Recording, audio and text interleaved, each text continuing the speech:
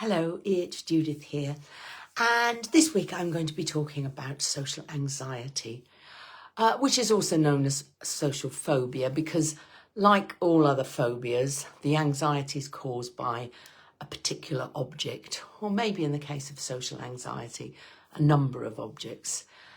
So social anxiety is suffered by people who struggle to be in social situations, fairly self-evident.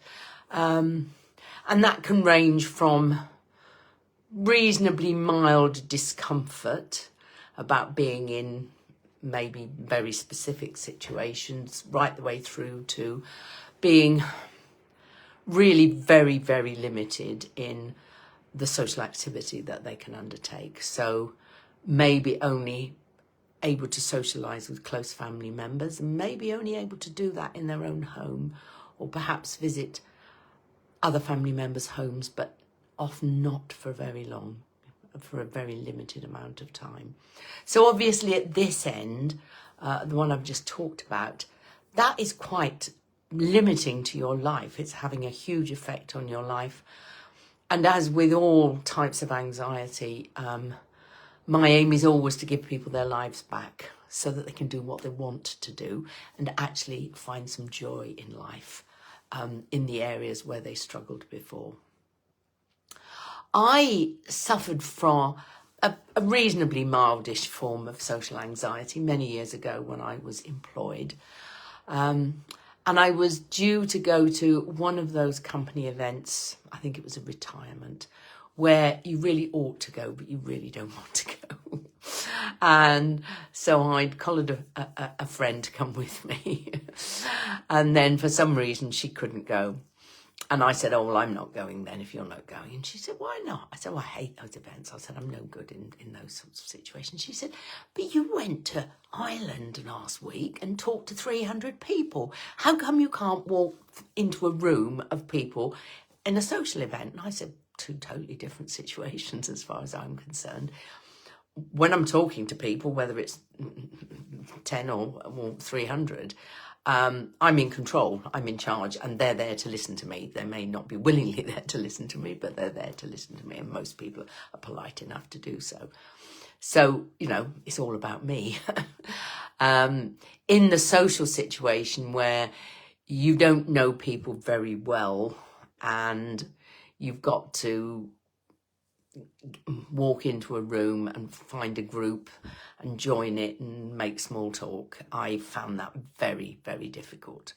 I have got a lot better through networking, actually, as somebody with their own business, although my first networking experience was appalling. I won't say who was running it.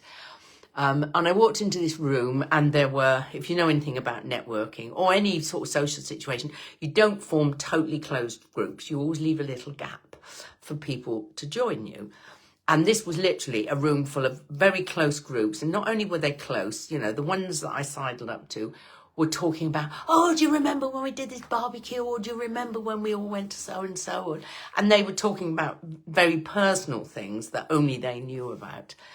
And it was very uncomfortable. I didn't stay with that networking group. You may not be surprised to hear. And as I say, they were breaking all the rules of networking anyway. So, that could have been quite limiting on my business had all the other networking groups I went to not been much more friendly. I mean, if they'd all been like that, I don't know what I'd have done. And it was really only the start of social media being the place where you looked for your clients. So, I might not have made it this far if they'd all been like that. The other end is where I am much more focused, though, helping people to do things that either they've never been able to do or that they'd like to do. And typically, I suppose, if I think about the clients I've worked with, often it is that situation where you sort of have to go. Obvious one, and I've done several of these, where it's the partner's work do.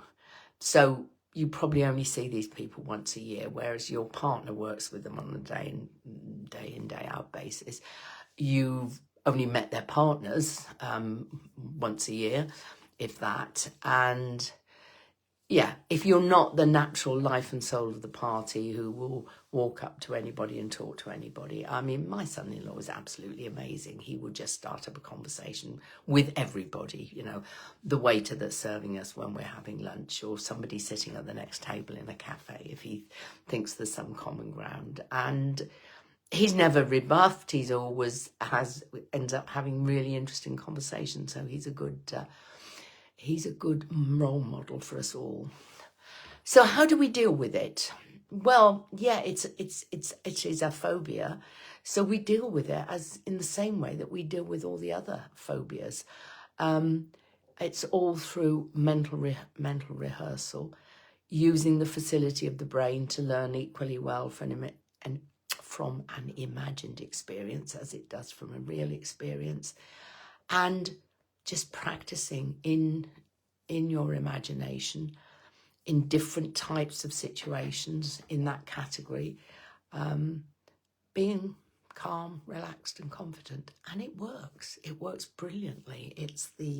As I've probably said before, it is the most successful thing I do in terms of I can pretty much guarantee some improvement, and in most cases, 90% of the time, complete improvement.